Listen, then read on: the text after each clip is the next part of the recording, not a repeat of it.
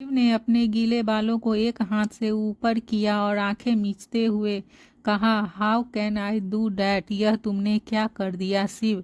यह कहते हुए वह उठा और बाथरूम से बाहर आया। उसने पूरे रूम में देखा पर उसे आंसू कहीं नहीं दिखी।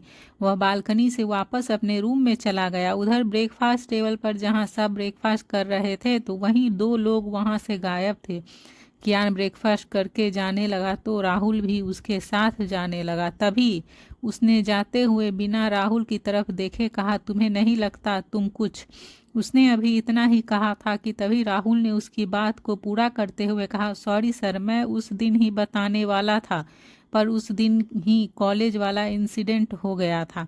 उसकी बात पर कियान ने कहा, क्या उन्हें ले आए? राहुल ने कहा, हाँ उन्हें ले आए और उन्हें भी वही रखा है जहां विष्णु को रखा था।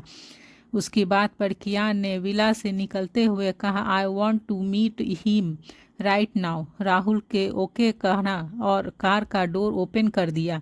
रिहान उसी टाइम अंदर आ रहा था। दोनों को बाहर जाते देखकर उसने अपना फ़ोन निकाला और किसी को कॉल किया। फिर कॉल रिसीव होते ही दूसरी तरफ कॉल पर सुन रहे शख्स ने उसे कहा, कुछ पता चला? तभी उस शख्स ने कहा, अभी तो नहीं सर, सालों पुराना केस है, थोड़ा और टाइम लगेगा। रिहान ने इतना सुनकर कॉल कट कर दिया। तभी फिर उसका फ़ोन रिंग हुआ। उसने स्क्रीन पर फ्लैश हो रहे नाम को देखा। नाम देखते ही उसकी आंखें गुस्से से भर गई। फिर उसने इधर उधर देखा और कॉल रिसीव करते हुए गुस्से में कहा, कहाँ था ना, मुझे कॉल मत करना, मैं कहीं तुम्हें कॉल करूँगा। दूसरी तरफ कॉल पर सुन रहे शख्स ने कहा, सर आपको यहाँ आना पड़ेगा। उस शख्स की बात सुनकर रिहान ने कहा, नो अभी टाइम नहीं आया है मेरे वापस आने का। यह कहकर उसने कॉल कट कर दिया। रिहान ने सोचते हुए खुद से कहा, मैं वापस जाऊंगा पर अभी नहीं, अभी तो मुझे बहुत कुछ करना है। उधर कियान और राहुल दोनों उसी जगह पहुंच गए थे जहां उन्होंने पहले से विष्णु और लक्ष्य को रखा था।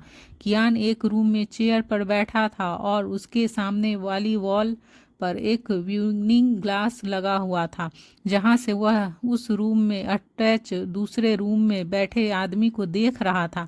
वह आदमी जिसकी उम्र यही करीब 55-60 साल रही होगी। उसके बाल कुछ हद तक सफ़ेद हो चुके थे। उन चेहरे पर हल्की झुर्रियाँ थी और आंखों पर नज़र का चश्मा लगा था। कियान उस आदमी को ध्यान से देख रहा था। तभी वह उसे देखते हुए अपने ख्यालों में ही गुम हो गया।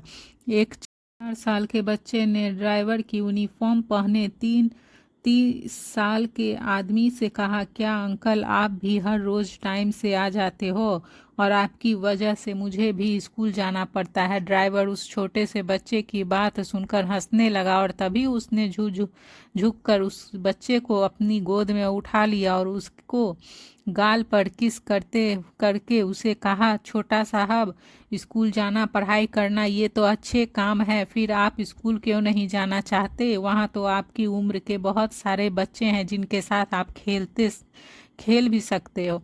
ड्राइवर की बात पर बच्चे ने उदास होते हुए कहा, अंकल स्कूल में मेरा कोई और भी दोस्त नहीं है, मैं वहाँ भी अकेला ही हूँ।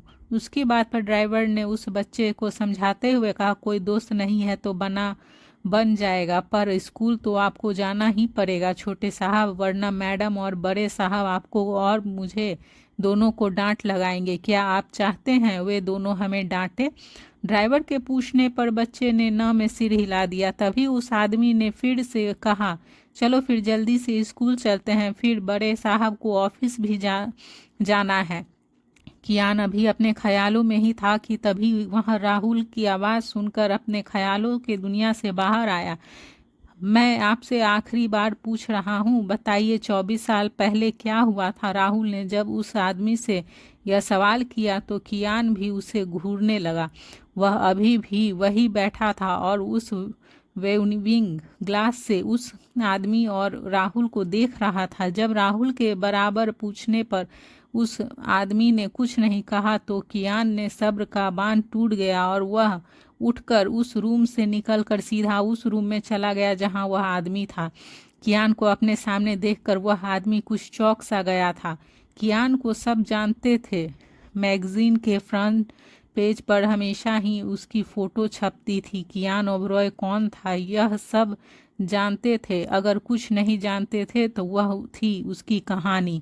कियान को देखकर उसके चेहरे पर हैरानी और खुशी के भाव दोनों ही आ गए थे। तभी वह आदमी उसे देखते हुए चेयर से उठा और उसके पास जाकर खड़ा हो गया और फिर उसे नीचे से ऊपर तक नज़र भरा कर देखने लगा। वह आदमी उसे देखते हुए बोला, छोटे साहब, अब आप बहुत बड़े हो गए हो। यह हरीश थे, हरीश कायरब ओबरॉय के पर्सनल ड्राइवर। कियान ने उसकी बात को इग्नोर करके आगे बढ़ते हुए कहा, आप सच क्यों नहीं बताना चाहते? उसकी बात सुनकर हरीश के चेहरे पर डर और चिंता के भाव आ गए। तभी कियान पीछे मुड़ा और उन्हें देखने लगा। वह उसके चेहरे पर आए भाव को अच्छे से नोट कर रहा था।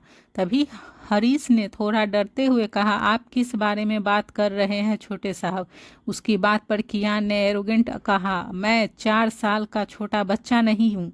उसकी बात सुनकर हरीश के माथे पर पसीने की कुछ बूंदें छलक आई और तभी उन्होंने अपने माथे पर आए पसीने को साफ करते हुए कहा, जो बीत गया वह कल था बेटा, अब क्यों बीती बातों को याद कर रहे हो? उसकी बात को इग्नोर करके कियान ने अपने होठों को तिरछा करके कहा, मैं सब कुछ भूल सकता हूँ पर अपनी माँ को नहीं। I have no inform time तो तुम मुझे वह बताएंगे जो मैं आपसे जानना चाहता हूँ, उसने एरोगेसी होते हुए कहा। तो उसकी बात सुनकर हरीश जो पहले से ही इतने डरे हुए थे वह और डर गए। फिर डर से उन्होंने टूटे फूटे शब्दों में कहा, मैं कुछ नहीं जानता। उसके बोलने के अगले ही पल कियान ने कहा, अच्छा तो आप कुछ नहीं जानते, तो फिर अचानक से आपने अपनी नौकरी क्यों छोड़ दी? क्यों आप मुंबई छोड़कर दिल्ली जाकर रहने लगे? इस बार भी उसकी टोन उतनी ही हर्ष थी। उसके सवाल जैसे हरीश के होश उड़ा रहे थे। हरीश के पैर अब कांपने लगे थे। वह और देर तक खड़े नहीं हो सके और जाकर उसी जगह बैठ गए जहां वह पहले से थे। उन्हें देखकर ऐसा लग रहा था जैसे वह अब थक गए हैं। तभी उन्होंने दोनों हाथों में अपने चेहरे को छुपा लिया। कियान और राहुल दोनों खड़े उन्हें देख रहे थे। कुछ देर रुककर हरीश ने कियान की तरफ देखते हुए कहा, मैं तो बस एक कठपुतली था उन लोगों के हाथों की। यह सुनकर कियान और राहुल दोनों ही उन्हें देखने लगे थे। फ्लैशबैक। एक दिन जब हरीश काम करके घर गए तो उनकी पत्नी रो रही थी। उन्हें रोते देखकर वह घबरा गए। जब उन्होंने अपनी पत्नी से उसके रोने की वजह पूछी तो उन्होंने कहा, बच्चे स्कूल से घर वापस ही नहीं आए हैं। स्कूल में जब पता किया तो स्कूल वालों ने कहा कि कुछ बस बच्चों को घर के बाहर छोड़कर गई थी। अगर बस बच्चों को घर के बाहर छोड़कर गई थी तो बच्चे कहाँ गए? यह कहते हुए वह रोने लगी। हरीश अपनी पत्नी की बातें सुनकर सोच में पड़ गए। उन्हें समझ नहीं आ रहा था कि इतनी सी देर में बच्चे जा कहाँ सकते हैं। वह अभी यह सब सोच ही रहे थे कि तभी लैंडलाइन पर फ़ोन आया। उन्होंने फ़ोन उठाया तो सामने से एक अनजान आदमी की आवाज़ आई। उस अनजान आदमी ने फ़ोन पर हरीश से कहा, तुम्हारे बच्चे मेरे पास हैं। उस आदमी की बात सुनकर हरीश ने कहा, मैं एक मामूली सा ड्राइवर हूँ, मैं इतना अमीर नहीं हूँ कि आपकी मांग को पूरा कर सकूँ। वह अभी बोल ही रहे थे कि तभी उस आदमी ने उन्हें रोकते हुए बीच में कहा, तुम्हें हमसे पैसे नहीं चाहिए। यह सुनकर हरीश चौंक गए और फिर खुद को संभालते हुए उन्होंने कहा, फिर मेरे बच्चों को किडनैप क्यों किया है तुमने? उसकी बात पर उस आदमी ने कहा, तुम एक मामूली ड्राइवर नहीं है, तू कायरब ओबरॉय का पर्सनल ड्राइवर है, तो तू मामूली कैसे हो सकता है? हरीश को उस आदमी की बातें समझ नहीं आ रही थी। तभी उन्होंने उस आदमी के आगे गिड़गिड़ाते हुए कहा, मेरे बच्चों को छोड़ दो। उसकी बात पर उस आदमी ने कहा, ठीक है, मैं तेरे बच्चों को जिंदा छोड़ दूंगा अगर तू कल काम पर नहीं जाएगा तो। यह सुनकर उन्हें समझ नहीं आ रहा था कि वह आदमी उसके सामने ऐसे शर्त क्यों रख रहा उस आदमी ने अपनी बात कहकर फ़ोन कट कर दिया और हरीश कॉल पर अभी भी हेलो हेलो कर रहे थे। उसके पास उस आदमी के बात मानने के सिवा दूसरा कोई और रास्ता नहीं था, इसीलिए उसने जैसा कहा था हरीश ने वैसा ही किया। अगले दिन वो मेंशन नहीं गए। पूरा एक दिन इंतज़ार करने के बाद सुबह के 5 बजे हरीश के घर के दरवाजे पर किसी ने नोक किया। उन्होंने जैसे ही दरवाज़ा खोला तो उनके दोनों बच्चे उनके सामने थे। अपने दोनों बच्चों को सही सलामत देखकर हरीश और उसकी पत्नी दोनों ही खुश हो गए थे। वह बच्चों के वापस घर आ जाने से खुश थे, पर उन्हें अभी भी कुछ नहीं समझ आ रहा था। तभी उन्होंने सोचते हुए खुद से कहा, किडनैपर ने इस तरह की शर्त क्यों रखी और वादे के मुताबिक बच्चों को सही सलामत घर भी वापस छोड़ दिया। अगले दिन जब हरीश मेंशन गए तब उन्हें पता चला कि उनके बड़े साहब का कल एक्सीडेंट हो गया और उसी एक्सीडेंट के दौरान ही मेघना ओबरॉय की सांसें रुक गई। यह जब जानने के बाद वह सोच में पड़ गया थे, पर उन्हें कुछ समझ नहीं आ रहा था। कुछ दिन और ऐसे ही बीत गए थे कि तभी एक दिन जब वह अपने बेटे के साथ मार्केट गए, तभी उसके बेटे ने एक आदमी की तरफ इशारे करते हुए कहा, पापा, यह वही आदमी है जिसने उस दिन मेरा और दीदी का किडनैप किया था। वह अपने बेटे की बात सुनकर चौंक गए और फिर उस आदमी का पीछा करने लगे। पीछा करते हुए वह उसके अड्डे तक पहुंच गए थे और एक कोने में खड़े होकर हरीश उन लोगों की बातें सुनने लगे थे। वह आदमी अपने साथी से पैसे मांग रहा था, पर उसके साथी ने उसे पैसे देने से मना कर दिया। गुस्से में आकर उस आदमी ने कहा, वह काम हम दोनों ने मिलकर किया था तो पैसे भी बराबर ही बांटेंगे। फिर तभी दूसरे आदमी ने पहले आदमी को धक्का देते हुए कहा, तुमने तो सिर्फ बच्चों को किडनैप किया था, उन्हें मारने का बंदोबस्त तो मैंने किया था। उस दूसरे आदमी की बात सुनकर पहले आदमी ने कहा, अगर तू मुझे पैसे नहीं देगा तो मैं यह सच सबको बता दूंगा। तभी दूसरे आदमी ने उसे समझाते हुए कहा, भूल से भी यह गलती मत करना, वरना वह तेरे साथ साथ मुझे भी मार डालेगा। एक गलती तो पहले ही हो गई है। वह बच गया और उसकी बीवी मर गई। जैसे ही हरीश ने यह सुना तो वह चौंक गए और उसके हाथ से सब्जियों की थैली नीचे गिर गई। तभी उस लोगों की नज़र उन पर और उनके बेटे पर गई। उस दिन तो उन्होंने कैसे भी करके उन आदमियों से अपनी जान बचा ली थी और वहां से अपने बेटे के साथ भाग गए थे।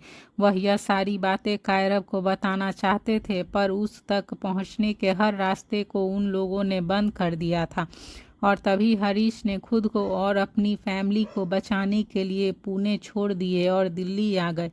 Flashback and. कियान की मुट्ठी उसकी बातें सुनकर गुस्से में कस गई थी। वह जानता था कि उसके पापा के दुश्मन बहुत हैं, पर उसके दुश्मनों का शिकार उसकी माँ बनेगी यह उसने कभी नहीं सोचा था। तभी उसने गुस्से में कहा, क्या आप उन आदमियों को आज भी पहचान सकते हैं? यह सुनकर हरीश ने हाँ में अपना सिर हिला दिया।